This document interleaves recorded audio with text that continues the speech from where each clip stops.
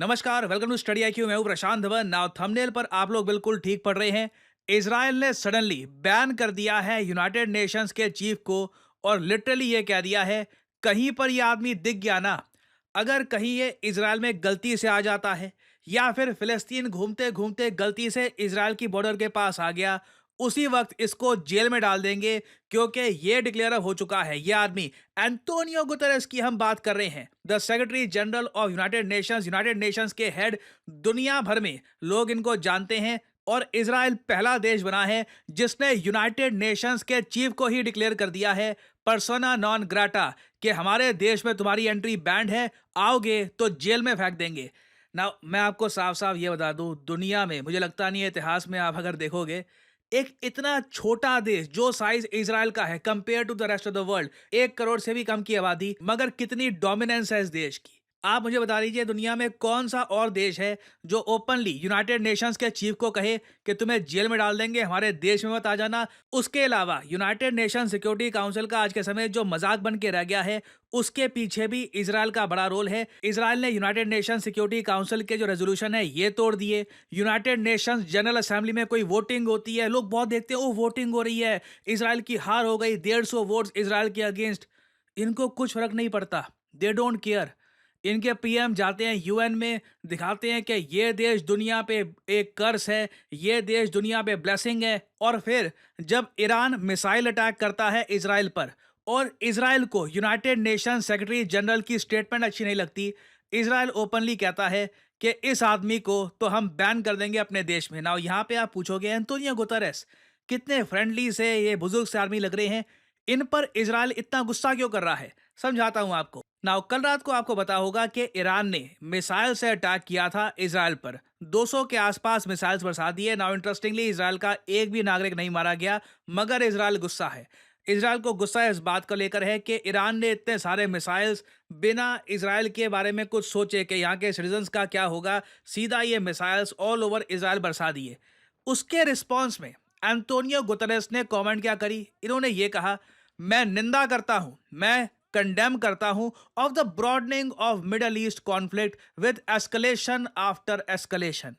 जबकि इजराइल ये चाहता था कि एंटोनियो गुतेरेस ये कहे कि मैं निंदा करता हूं इजराइल में हुए हमले की। यहां पर यह बात क्यों कह रहे हैं कि broadening of middle east conflict के जैसे कोई कॉन्फ्लिक्ट हो रही है? सीधा सीधा ईरान ने इजराइल पर बहुत सारे बैलिस्टिक मिसाइल्स बरसा दिए हैं, आप उसकी निंदा करिए। और नीचे आप देखोगे कई वेरीफाइड ट्विटर हैंडल्स, कई न्यूज़ आउटलेट्स यहाँ पे जो काफ़ी हद तक प्रो इजराइल हैं, वो ये कह रहे हैं कि हमेशा गुतेरेस आतंकवादियों की साइड लेते हैं। न तो अगेन ये ट्वीट बहुत ज़्यादा कॉन्ट्रोवर्शियल हो गई थी और कई फेमस इजराइल के जो सपोर्टर्स हैं, उसके अलावा इजराइल की गवर्नमेंट का जो ऑफिशियल ट्विटर हैंडल है, उन्होंने भी ये बात पोस्ट कर दी कि नहीं एंटोनियो गुतेरेस, आपको यहाँ पर निंदा करनी चाहिए ईरान की। ये एस्केलेशन वर्ड यहाँ पर मत यूज करिए। By failing to say that the United Nations, मतलब तुम फिर से प्रूव कर रहे हो कि you are blind, deaf, useless, shameful. तो बहुत सारे यहाँ पे इन्होंने वर्ड यूज करने स्टार्ट कर दिए। और उसके बाद हम देखते हैं कि इजराइल के जो विदेश मंत्री हैं, इजराइल काट्स, जी हाँ इनका नाम है इजराइल काट्स, इन्होंने ये कहा कि मैंने United nation secretary general Antonio Guterres को बैन कर दिया है फ्रॉम एंटरिंग द कंट्री। और मेन जो इशू है इनका ये है कि ये जो सेक्रेटरी जनरल है, इसने अभी तक निंदा नहीं करी अक्टूबर 7 में हुए आतंकवादी हमले की जो हुआ था इजराइल पर। और अभी तक यूनाइटेड नेशंस ने अपनी तरफ से हमास को एक आतंकवादी संगठन भी डिक्लेयर नहीं किया, इवन दो इजराइल के 1200 नागरिक मारे गए थे। और इंटरेस्टिंग बात देखिए, इंडिया ने, मैं इंडियन हूं, मैं इंडिया की बात यहां पे कहूंगा, इंडियन गवर्नमेंट ने ओपनली ये कहा था कि जो अक्टूबर 7 को हमास का अटैक था ऑन इजराइल, ये एक आतंकवादी हमला था। और रिसेंटली जयशंकर साहब ने ये बात कही है कि we understand that Israel needed to respond. जो अक्टूबर 7 का हमला हुआ उसके बाद हम समझते हैं, एज इंडियंस हम समझते हैं कि बिल्कुल इजराइल को रिस्पॉन्ड करना था और उन्होंने रिस्पॉन्ड किया। बट साथ ही साथ इंडिया ने ऑब्वियसली यहाँ पर यह बात भी ऐड करी कि जो भी इनको करना था इजराइल को, ह्यूमैनिटेरियन जो इंटरनेशनल लॉ है ये ध्यान में रख के करना चाहिए, बहुत इंपॉर्टेंट है, सिविलियन पॉपुलेशन को नुकसान ना पहुंचे। ये बातें देखिए हर कोई कहेगा, क्योंकि सिविलियन जो लॉसेस हुए हैं गाजा में ये बहुत ज़्यादा बड़े हैं। जैसे मैंने आपको बताया 40,000 से ऊपर लोग मारे जा चुके हैं गाजा में। तो यहाँ पे आप समझ सकते हैं भारत समेत कई कंट्रीज ने जो अक्टूबर 7 को हुआ था इसराइल के साथ, इसकी निंदा करी है और कहा है कि ये एक टेररिस्ट अटैक था, जबकि एंटोनियो गुतरेस ने अभी तक इसकी निंदा तक नहीं करी। तो इसराइल का देखिए बहुत लंबे समय से एक आप कह लीजिए फ्रस्ट्रेशन लेवल बिल्ड हो रहा था towards the current UN secretary general, और अब जाकर जब इन पे लिटरली बैलिस्टिक मिसाइल से अटैक हो रहा है तब भी एंटोनियो गुतरेस ईरान की निंदा नहीं कर रहे। ये सब देखकर इजराइल ने कहा है कि अब बस बहुत हो गया, ban this man from the country. और ईरान जो आज के समय कर रहा है ना, प्रॉब्लम देखो यहाँ पर ये है, ईरान ने रिसेंटली इनकी जो मिनिस्ट्री ऑफ इंटेलिजेंस है इन्होंने रिसेंटली ये पब्लिश कर दिया है। ये काफ़ी कंसर्निंग है। अगर ईरान इस रास्ते पे निकल पड़ा है तब तो एक बार को आप कह सकते हैं, परहैप्स, एक्चुअली मैं नहीं बोलूंगा, मैं अपना ओपिनियन यहाँ पर नहीं दूंगा। मैं आप लोगों से यहाँ पर पूछना चाहूंगा इस पर्टिकुलर केस में क्या आप मानते हैं कि इजराइल ठीक बात कह रहा है या फिर यूनाइटेड नेशंस के चीफ ठीक बात कह रहे हैं? कमेंट सेक्शन में लिखिएगा अपना opinion. Who do you think is right in this case? Now Iran ने हाल ही में क्या पब्लिश कर दिया है ये मैं आपको दिखाता हूं। जिस तरीके से इजराइल ने एक एक करके हिजबुल्ला की पूरी लीडरशिप को मार दिया, उसके बाद एक पूरा इन्होंने ट्री पेश किया था कि इस तरीके से हमने हिजबुल्ला की जो लीडरशिप है उनके सारे कमांडर्स मार दिए। इधर आप देख पाओगे ये जो ग्राफिक है ये किया था इजराइल ने रिलीज। यहाँ पे फौज शुक्र आपको दिख जाएगा, सबसे पहले ये मारा गया और उसके बाद बहुत सारे कमांडर, फिर नसरुल्लाह को भी मार दिया। ये इजराइल ने पब्लिश किया था। नाउ रिसेंटली ईरान ने ये पब्लिश कर दिया है। नाउ अगेन यहाँ पे इन्होंने अभी तक कुछ काम किया नहीं है इसको लेकर, मगर ये कह रहे हैं कि एक एक करके जो भी इजराइल की टॉप लीडरशिप में लोग हैं मिलिट्री साइड में, all the way to their prime minister Benjamin Netanyahu, ये इनका अल्टीमेट टारगेट है।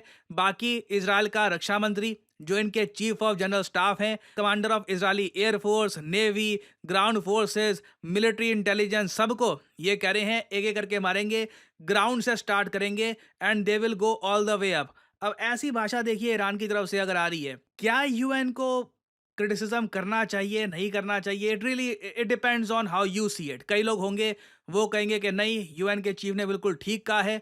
कई लोग यहाँ पर कह सकते हैं कि परहैप्स यूएन के चीफ थोड़ा सा एंटी इजराइल पोस्चर बनाकर बैठे हैं। तो कमेंट सेक्शन में लिखिएगा आपके हिसाब से हु इज राइट, इजराइल या फिर यूनाइटेड नेशंस। कमेंट सेक्शन में मैं एक्चुअली जानना चाहूंगा कि आपका रीजन भी क्या है, वाई यू सपोर्ट हुम, और उसके पीछे लॉजिक क्या है। अगर आप वो भी शेयर कर पाए that would be great. Now finally एक एमसीक्यू आप सबके लिए हमेशा की तरह।